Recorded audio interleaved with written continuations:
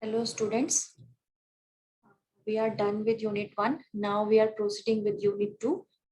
The first topic that we are going to cover in this is hardware and the software implementation for MIS.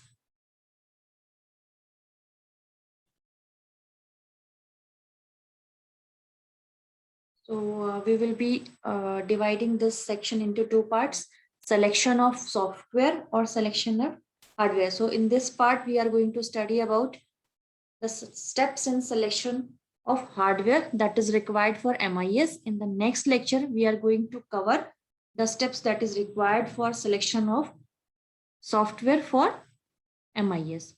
So in this lecture, we will be proceeding with the hardware part. We will see the steps that are required for selecting the hardware which is mandatory for MIS. So the first step is about the requirement analysis. In the requirement analysis, as the name suggests, that we will analyze the requirement. We will try to understand the user's requirement, and we will try to find out what are the objectives of organization as well as the environment in which the system is being installed. So we have to take care of three things here. The first thing is a user's requirement, second is organizational objective, and third is the environment in which the system has to be installed. So while taking the requirement, we have to be very specific and we have to be very careful, because this is the first step which will define that how the hardware requirement will be there. If any mistake happens at this stage, then it will lead to problems at the later stages.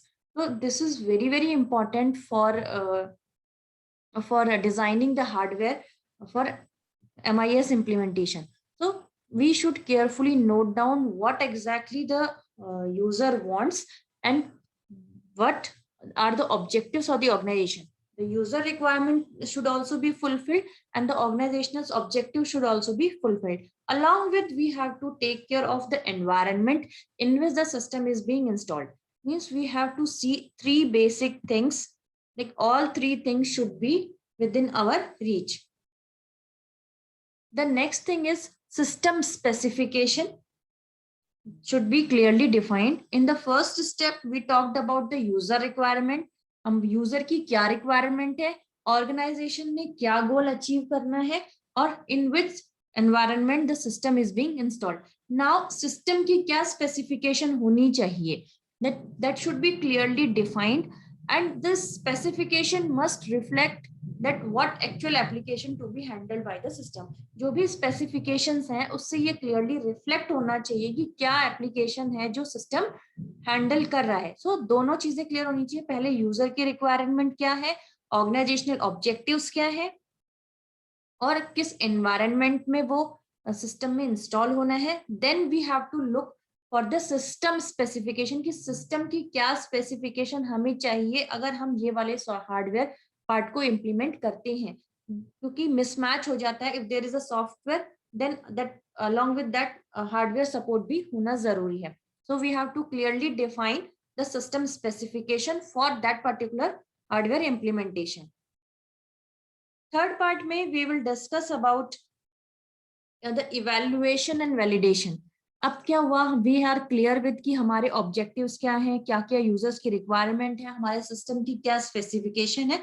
Then we will put a tender. ठीक, हम बहुत सारे tenders, हम proposals जो है, हम tenders जो है हम डालेंगे कि हमें दिस टाइप की रिक्वायरमेंट है और इस टाइप का स्पेसिफिकेशन हमें चाहिए और ये हमारे ऑर्गेनाइजेशन गोल है, and then will invite the vendors proposal.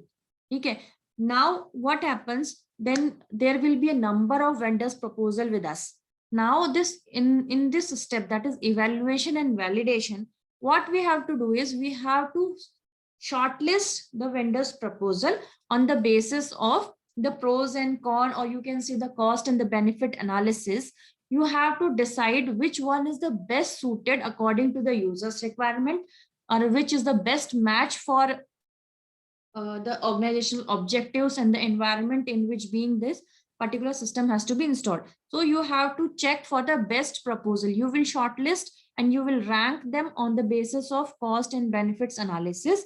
and you will rank the proposals that you have. Suppose you have 10 numbers of proposal, but you have to finalize only one. So what you will do, you will check for the price, you will check for the availability, the timely availability, the price also should be within your reach, the technical support from the vendor should be good. So on, by putting all these things together, by when you will see this, okay, you will give points to, okay, 5 point for pricing, 5 point availability, and 5 for technical support. On the basis of these things, then you will finally rank them, and then you will find out that which proposal is the best one out of the proposal that you have received. Now the last step, now you have, users have given the specification, like users requirement has been done, organizational goal has been there with you, the environment is there with you, the system specification is with you, then you got a number of proposal, you have ranked the proposals on the basis of cost benefit analysis also. Now you have to find out that which is the best one. Now you have to select, you have ranked them. Now the final step is the selection of vendors. This step determines the vendor with the best combination of reputation. That particular vendor should have a good reputation in the market. That person should be reliable, that in between they will not leave you, and in between of the project. Then the service record means the past experience or the previous record of that particular vendor should be taken care. Then the training part, that vendor is able to deliver the training, and the delivery time, the delivery of the vendor should be taken care of, the lease and financial terms. Then what will have, you have to find out the best combination. There might be a vendor who will be good, who might have a good reputation, but the delivery time will be more. Or in certain cases, the service record is good, but they are not giving training, or they are giving less training, or a person or a vendor may be reliable, but the financial terms were not good, or the lease terms were not good. So we have to find out the best match out of the vendor proposals.